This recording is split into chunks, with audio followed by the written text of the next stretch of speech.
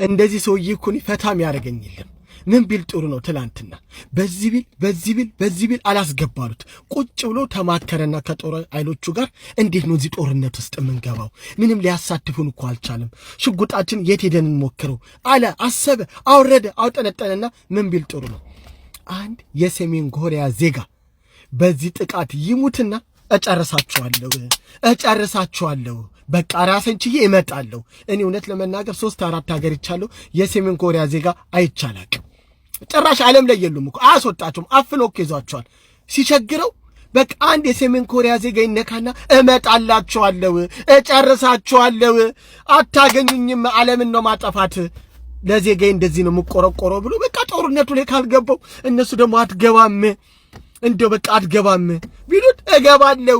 በቃ መጨረሻ ላይ አወጣ ወረደ። አንድ ሰው ይነካብኝ እጨርሳችኋለሁ ብሏል። እባካችሁ የሰሜን ኮሪያ ዜጋ እንቅፋት እንኳን ሲመታው ካገኛችሁ አብራችሁ ወርቃችሁ ለማንሳት ሞክሩ።